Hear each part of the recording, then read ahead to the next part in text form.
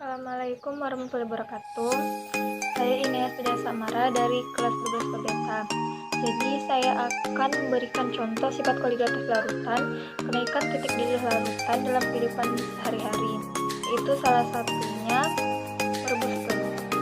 Sifat koligatif larutan adalah sifat larutan yang tergantung pada jumlah partikel zat terlarut dan tidak tergantung pada jenis zat terlarut tersebut. Sifat koligatif terbagi menjadi 4 macam, yaitu yang pertama penurunan tekanan uap, yang kedua kenaikan titik didih, yang ketiga penurunan titik beku, dan yang keempat tekanan eksplosif. Baiklah, di sini saya punya dua butir telur yang sudah saya cuci bersih di bawah air mengalir, dan panci yang sudah diisi air. Lalu telurnya saya masukkan satu-satu. Ini apinya belum dinyalakan ya.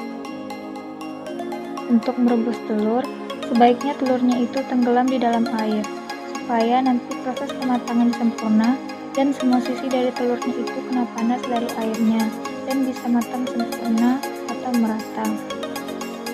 Saya nyalakan kompor dan akan saya tunggu sampai ini mendidih. Boleh ditutup dan boleh juga tidak. Ini apinya api sedang saja, karena ketika nanti dia mendidih, telurnya akan berbulak dan akan naik, akan saling berbenturan satu sama lain. Jadi bikin kulit telurnya itu pecah, jadi sebaiknya api sedang saja.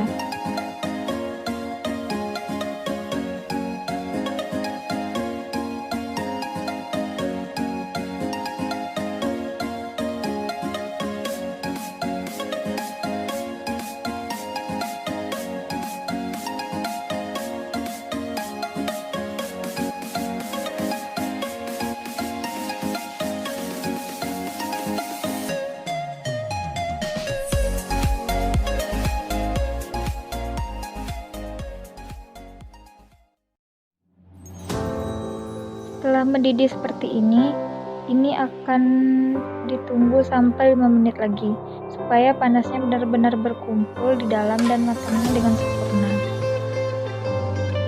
Nah, sebuah zat itu akan mendidih ketika tekanan uap zat cair sama dengan tekanan udara luar. Jadi, titik didih larutan adalah temperatur saat tekanan uap zat cair sama dengan tekanan udara luar. Titik didih yang diukur tanpa memperhitungkan pengaruh tekanan disebut titik didih normal. Titik didih normal ditetapkan berada pada 760 mmHg, yaitu tekanan rata-rata pada permukaan laut. Faktor-faktor yang mempengaruhi titik didih yaitu: yang pertama, konsentrasi atau molar. Zat terlarut mempengaruhi kenaikan titik didih, di mana semakin besar konsentrasi atau molar dari zat terlarut, maka kenaikan titik didih juga akan semakin besar. Yang kedua, konsentrasi atau molalitas, dan harga Kb sangat berpengaruh pada kenaikan titik didih.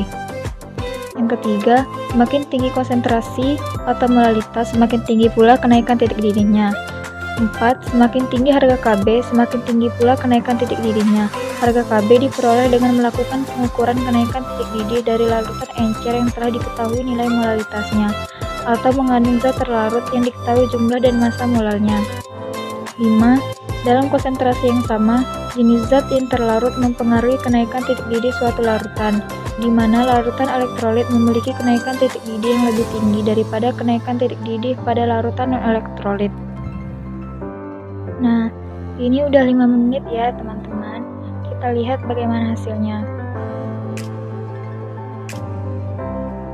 Setelah 5 menit, matikan apinya dan tunggu selama 5 menit lagi, biar telurnya agak dingin dan proses pematangannya masih terus berjalan. Tunggu 5 menit lagi ya. Nah, ini setelah didiamkan selama 5 menit tadi, saya akan pindahkan ke dalam wadah yang sudah saya beri air es, dan ini akan ditunggu lagi 1-2 menit sampai dia benar-benar dingin.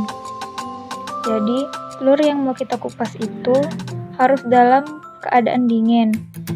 Kalau dia panas, nanti kulitnya akan susah dikupas dan telurnya masih menempel pada kulitnya. Ini telurnya sudah dingin, dan ini akan kita kupas. Lebih baik kalau mau mengupas telur dari yang ujung sisi yang tumpul, karena di sini ada bagian yang kosong dan nanti akan lebih mudah kita kupas. Sekian contoh sifat koligatif larutan dari saya. Wassalamualaikum warahmatullahi wabarakatuh.